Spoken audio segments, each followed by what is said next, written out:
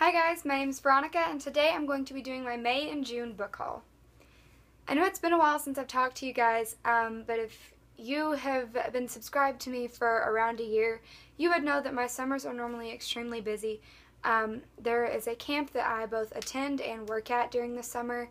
It normally takes up about 4 weeks of my summer, and there's no Wi-Fi up there, no reception whatsoever, so I can't do anything with YouTube while I'm there. Also this year I went on a cruise. I posted a video about that. I know it's long, it's like 12 minutes long, but it's pretty good. I think if you want to give it a look, I will leave a link in the description. But obviously on a cruise I had no reception either, unless I wanted to pay like $50 a day, which I was not going to do. So I'm sorry that there have not been videos, but that's just how it is in the summer. But I have a good deal of books to show you today, so I'm going to just jump right into that. The first book I got at my school's book fair, and I have been looking forward to getting this. When I saw they had it, I was so excited because it wasn't a very well-stocked book fair, and that is Prisoner of Night and Fog by Anne Blankman, and this has a 4.2 rating on Goodreads. This book is about Hitler's niece during Hitler's reign of fascist Germany, and she doesn't ever question anything that he's doing because she just knows him as her Uncle Dolph, and so why would she ever have any reason to question him? But then she meets this Jewish boy, and she's like, well, I shouldn't be friends with him because he's Jewish, but she befriends him anyway, and he starts to talk to her about things that she was kind of oblivious to, and she starts to question where her loyalties do lie or where they should lie. And this just sounds really interesting. I've never even thought about Hitler's family. Though I'm pretty sure he actually did have a niece. I think he had her killed off. Or maybe she was seeing somebody and he had that guy killed off. But I'm pretty sure that actually happened in real life. The next 4 books I got were books I got on various trips to Books A Million. The first one I bought because I have to read it over the summer for school, and that is Grapes of Wrath by John Steinbeck. We were assigned 2 books to read this summer, and they gave me a copy of Grapes of Wrath, but it's falling apart and missing pages, and so I figured I'd just buy my own copy. This has a 3.9 rating on Goodreads, and it is about a family, the Joad family, and they have been evicted from their home because of the Dust Bowl. They live in the Dust Bowl area, and they just can't farm anymore, and so they've been evicted, and they're moving out west to California to try to find work. And so this story is just a realistic depiction of what life was like in the 30s and 40s during the Dust Bowl time, and how hard the struggles really were. The next book is a book I swore I would never pick up, said I would never read because I thought it just sounded stupid and not like something I could ever enjoy, and that is Beautiful Disaster by Jamie McGuire. This book has a 4.2 rating on Goodreads. I know many of the people that watch me have read this book and really enjoyed this book, but from what I can tell, the main love interest, Travis, seems to be a little controlling, and I know that that doesn't bother some people, and some people may not even notice it, but due to a past relationship, I'm going to be more sensitive to that kind of stuff, and so I've always said that I wasn't interested in this book. If you don't know the premise, it's about this girl named Abby, who's kind of your typical sweet, innocent girl, and she moves to this college where she meets Travis, who is your typical bad boy, but he is extremely interested in her, and she's trying not to be interested in him. So he places this bet, and he says if he loses, he will have to remain abstinent for a month, and if she loses, then she has to move in with him. And that just seems really bizarre to me, really weird. But I had 2 friends that read it at the same time. They both read it in one sitting, and they were like, you absolutely have to read this. One friend said that if I can get past the plot, I will love the writing. So I think I'm going to try to eventually give this a chance. Let me know what you think. This next book is one I just picked up on a whim, and it's This Is Where I Leave You by Jonathan Trooper, and this book has a 3.9 rating on Goodreads. It's a movie, as you can tell. It just came out a few months ago. It's got, I don't know, Tina Fey is the only one I recognize. But this is about a family who, I think they're called the Foxmans. Yes, the Foxmans. And they've never really gotten along. They just have a lot of differences, and they argue a lot, and family gatherings never go well for them.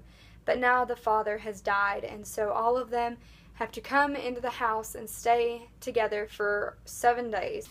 The last book I got from Books A Million is Wool by Hugh Howey, and this has a 4.12 rating on Goodreads.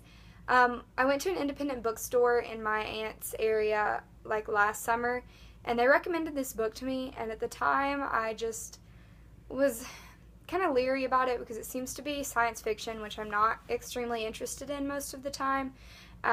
But I'm starting to see it more and more. I know it was originally self-published by the author, and it's making it pretty big time, and so I figured I'd give it a chance.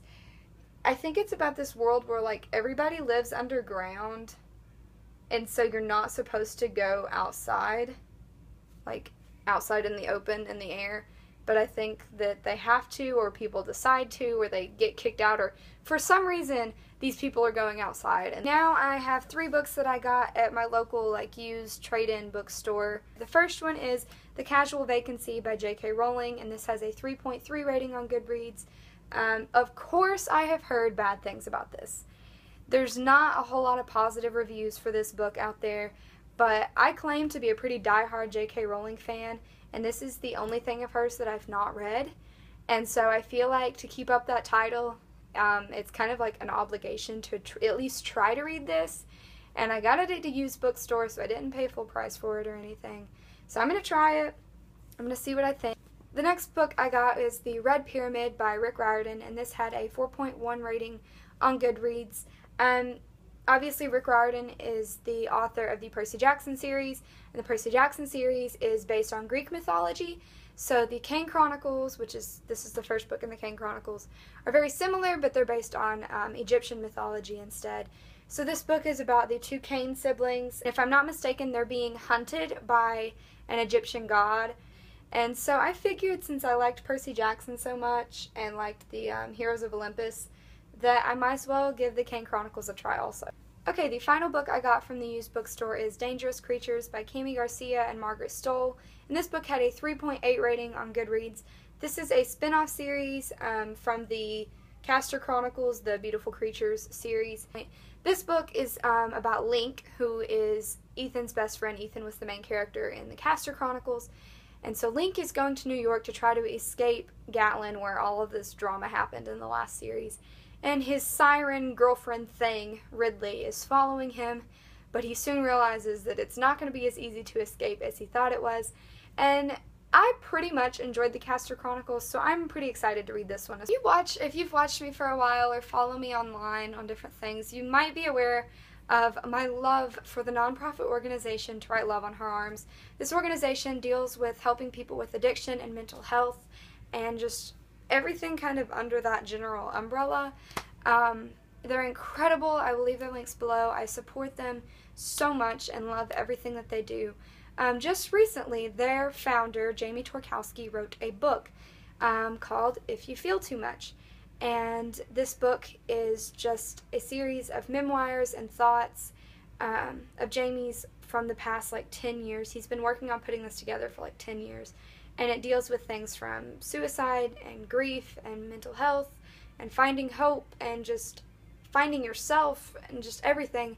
But the title is Me Perfectly. I feel so much, too much, so I knew this book was for me.